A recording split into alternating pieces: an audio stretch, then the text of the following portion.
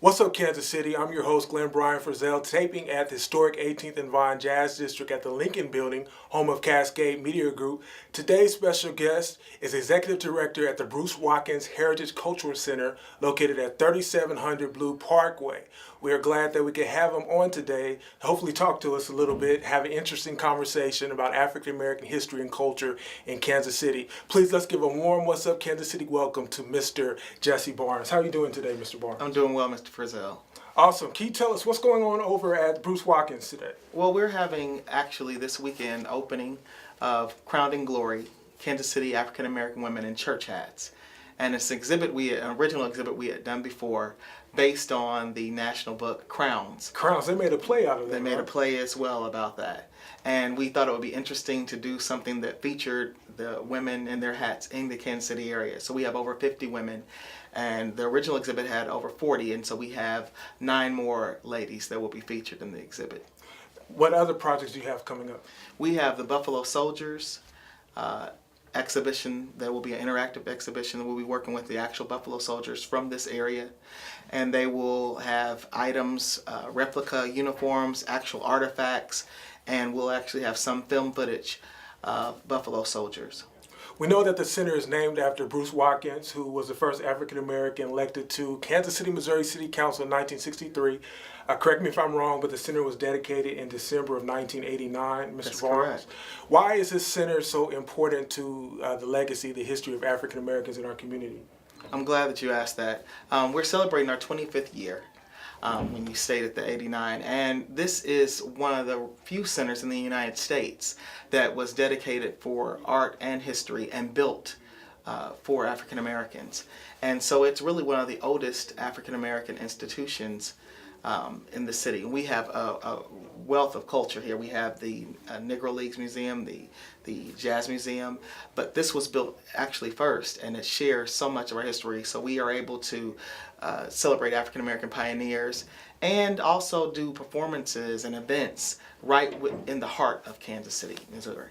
Now, Mr. Barnes, I know that you're a member of Kappa Alpha Psi Fraternity Incorporated. I remember, as I was telling you, we were walking in here, meeting a young man at a college fair, Maxwell Turner, who told me at the time he was an engineer and was representing his college, North Carolina, another HBCU. I also know that you went to Morehouse, Mr. Barnes, but I don't know much about your childhood. Can you tell us where you were raised, if it was here in Kansas City, Missouri, or in Kansas, and what type of role models did you have in your life who helped shape you, guide you, and mold you into the man that you are today? Well, I definitely was a part of a village, and I grew up in Wichita, Kansas, with a large family on both my parents' sides. And we had a strong spiritual base. My father's a pastor in church. My mother's was a former teacher. So, What church? Free Full Gospel Pentecostal Church. Pentecostal, okay, Mm-hmm. okay. Yes. We just had a Kojic minister on here not too long Okay, ago. yes, and I attend the Church of God in Christ Church here currently. So I have a rich culture in church. And we visited various Reformations, Baptist, Methodist, so we were respected, all different denominations. But I grew up with people that wanted to help me be empowered. And one of my strongest influences was Dr. Martin Luther King, and that's one reason why I went to Morehouse College in Atlanta, Georgia. What high school did you go to in Wichita? I went to Wichita Heights High School, and I was very involved in high school. I was the editor of the newspaper and on the debate team, wrestled, ran cross country, and played. So we were encouraged to do a lot as a young person. Did that transfer over to Morehouse where you majored in? I majored in education, but I was an associate editor of the Maroon Tiger newspaper there. Maroon Tigers, okay. What did you learn from your experience as a young man, active student there in Atlanta, Georgia, at a predominantly black college or institution? It was a priceless experience there, getting to meet brothers that were brilliant. I felt like I was very confident when I went to Morehouse, but when I went on campus, I just found so many others that had done so many wonderful things. They had traveled the world, and they continued to do great things. So I left there as as a young person that was really felt stronger about myself and I learned so much about my history. We would have dialogue. You know, they would actually have philosophical conversations on campus about current events and about things that were happening, from the O.J. Simpson case at that time to other things that were happening to young brothers. And I also had an opportunity in the AUC to meet beautiful African American women, and it was just a great experience. Do you miss Atlanta? I would be lying if I said I didn't miss Atlanta, but I have here had such a rich experience meeting so many people here. I think that it's a lot more. Atlanta's Hollywood, and Kansas City, you're able to meet so many people, and there are a lot of brilliant people here in this area. Let me give a shout out to Kasim Reed, who is mayor and also a frat brother of yours who's now in Atlanta. Yes. Other than Bruce Watkins Center, where else have you worked here in Kansas City, Mr. Marr? I actually was at the Kaufman Center, and I worked as a life coach prior to coming to Bruce R. Watkins Cultural Center. And I have a background in teaching, and I was a library media specialist in Atlanta, working with kindergarten through 8th grade. So, and I've I've worked in nonprofits as a curator, and I've also worked for different foundations. So that was really my base prior to coming to Bruce Watkins, and I have a love of art and history. So, Mr. Barnes, we know that you're a member of a national Pan-Athletic organization. What other civic activities organizations do you belong to? I'm a part of 100 Black Men here in Kansas City. I am on the board for Awesome Ambitions. I am a part of the Mayor's Task Force for the airport and for the arts. I'm also a part of the Morehouse Alumni Association. I don't want to say how hard is it, but what is it like leading these people? You are the executive director of Bruce Watkins. I guess your team comes to you, you come to them, someone has an idea, you sit down and you plan it. Do you work with a talented group of people, or do you have to sometimes push and pull them to get them to do what you wanted them to do? I work with a great group of people. I'm a part of the Kansas City, Missouri Parks and Recreation Department. So I'm a city employee, which I'm very proud of that. And we're also a state-owned building. So the state is a part of us, Department of Natural Resources, and as well as I have a great board of directors, the Friends of Bruce R. Watkins Cultural Center. And then I have a staff. We're a small staff, but we are united and have a desire to do big things. We've been fortunate to have had the Supremes gowns, Tuskegee Airmen exhibits, some national exhibits, as well as original exhibits at Bruce Watkins. Yes, Mr. Barnes, where do you see the future of social media going as far as using it as a platform or worthy tool to promote events, people, and ideas in our communities? Well, it's definitely the way of the future, and we're trying to use it more. We are on Facebook. We are about to enter where we'll use Twitter more, but we have a web page with the Parks and Recreation Department. Social media is just the way of the future, and if you're not on it, you're going to be left behind.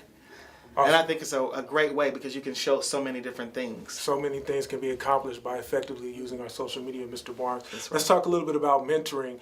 We've discussed the President Obama's initiative, My Brother's Keeper. In your opinion, what do our young boys and girls of color in Kansas City need as far as effective mentoring? That's a great question. I work with young people, and I have, but they all need someone that is going to care about them and more than just tough love. They need someone that's going to help empower them, to help them to make the right choices, and to help them on a career path, because everyone needs a skill set to be able to make their way in the world. And also they need to be, their social skills need to be honed more than just texting. They need to be able to speak well. They need to be able to want, and I think that a lot of young people need a push in their drive. I think people of our generation were a lot more driven, and they're kind of, I think, they settle a little bit, and you've got to have that drive. We talk about affirmative action and formerly being slaves, not that many generations removed from being slaves. And I'm a mass media guy. I try to keep up, Mr. Barnes. This week has been crazy. Mimi of, Hip Hop, Love and Hip Hop VH1 fame, she released a sex tape prostituting herself to increase ratings. Right along with Ice Cube and Kevin Hart was released on DVD. A lot of people went to go see that film. At the same time, this week we have Black Nativity, which was based on a Langston Hughes classic star, the incomparable Angela Bassett, the wonderful Forrest Whitaker. Not that many people went to go see it. It was only in the theater for maybe a couple of weeks. That was released today. Chris Brown is in jail. Howard University alumni are talking about Puff Daddy. There's a little controversy about him being invited to speak at a commencement and being given an honorary doctorate degree. With all these mass media images, and this is just this week, we see, is it doing more to hinder our progress as a race than help us? Well, I think that there are just a lot of different things that the media chooses to push. We are in an age where some children have grown up they've never known anything but an African American president.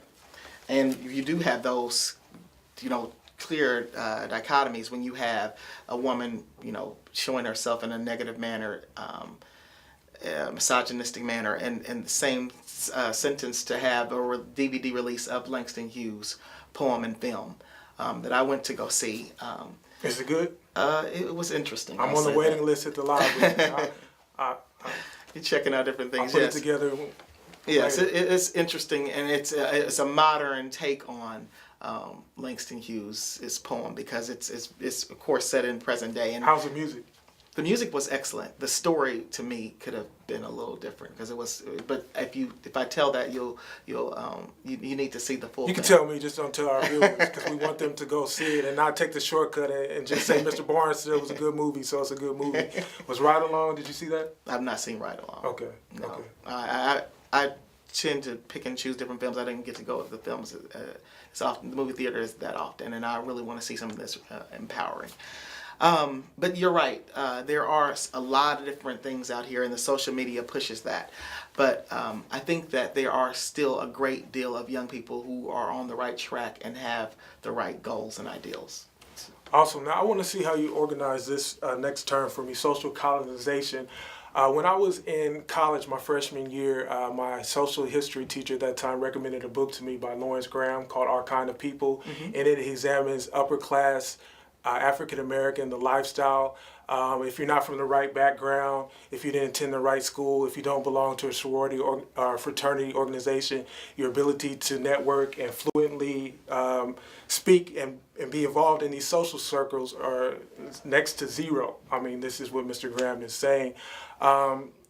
Well, Mr. Barnes, here at Cascade Media Group, we try to talk to everybody. Like, sure. I won't ignore you because you're not a Howard man or a Morehouse man or a Harvard man. At the same token, I hope you wouldn't not talk to me because I am not an Alpha, a Kappa, Omega, Sigma, Iota, Boule, or whatever the case may be. Those are your accomplishments. Do you think that the clubs and the cliques that we attach ourselves to and defend so ferociously post-college do more to create division in our community than bring us together on one accord?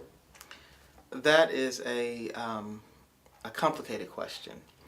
Those clubs and organizations really follow the concept. There was the Booker T. Washington model of kind of working class, and then you had W.E.B. Du Bois, the talented 10th. And I believe that followed in correct theory, that the talented 10th can help others and bring them up with a hand up. But you can get caught up, and I've read the book, Our Kind of People, and it's really an interesting book because I'm it talks. waiting for the author to write another one. It's very interesting. It's fascinating because it talks not only just about, it wasn't just what organization you were a part of, but it talks a lot about color. It talks a lot about, it talks about who your parents were and those different things. So those are all different components that do that. But I think that there is no room for snobbery. There is no room to look your nose down on anyone, because all of us, whether we came from a wealthy background or from a poor background or middle class background, needed someone to help us. Well, sometimes we don't understand it. I know sometimes when I look at fraternities and sororities, my mom was a member of a sorority. Mm-hmm. She'd probably kill me for saying this. Get active now.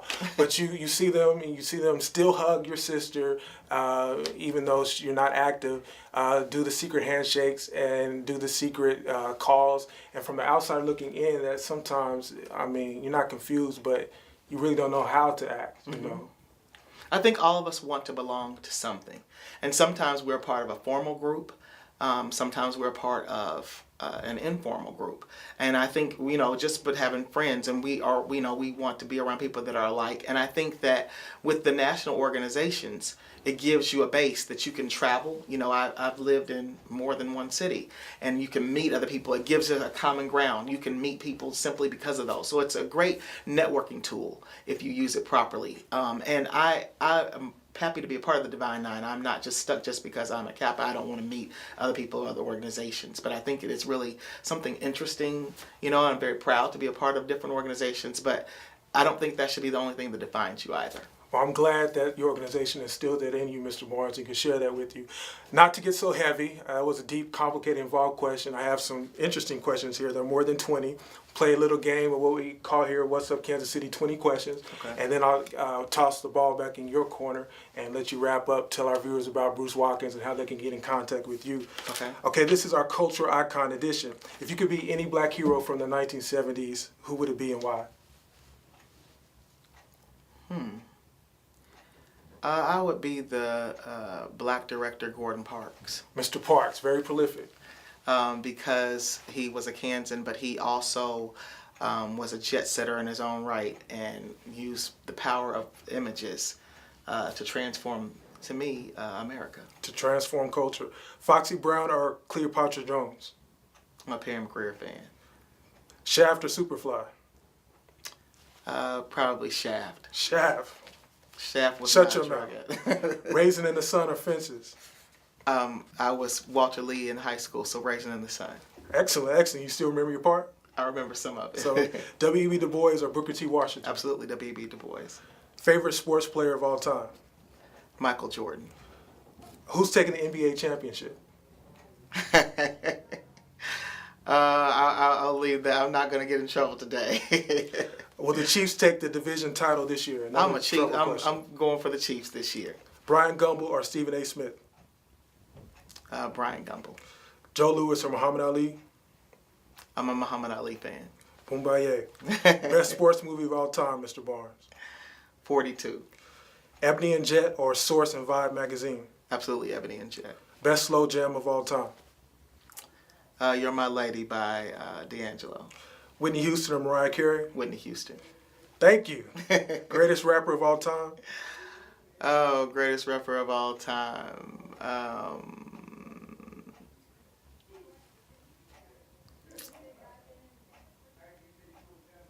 I had to say Jay-Z. Jay-Z.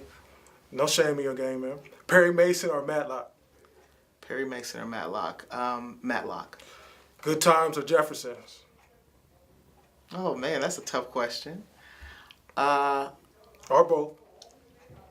I'd have to go with both. That's a tough one. I could throw What's Happening in there, but they I watched What's Happening, but not as much. Whitney Gilbert or Lena James? That's my different world question. Oh, definitely Whitney Gilbert.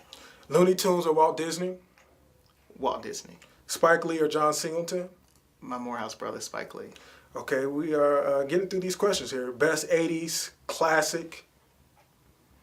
Best 80s classic for me would probably be The Winans Tomorrow. Marvin Sapp or B.B. Winans? Never would have made it Marvin Sapp. Samuel Jackson or Morgan Freeman? My Morehouse brother, Samuel L. Jackson. You play video games? Not so much. Okay. Favorite book that you've ever read? Favorite book that I've ever read. One of my favorite books is The Audacity of Hope by President Barack Obama. Awesome, awesome. Last three, Kasim Reed or Emmanuel Cleaver?